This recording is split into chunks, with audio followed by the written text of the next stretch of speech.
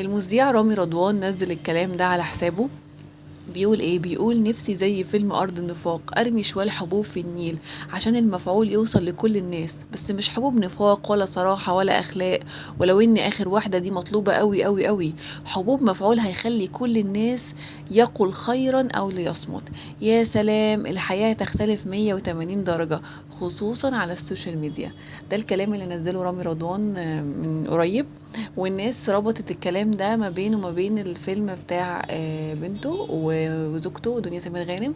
فناس قالت ان انت منزل الكلام ده عشان خاطر مش عايز حد يتكلم على بنتك او على تمثيلها يعني او كده، فده اللي خلاك نزلت الكلام ده. الناس ربطت الاتنين دول، معرفش بقى هل فعلا كان يقصد كده ولا بيتكلم بشكل عام.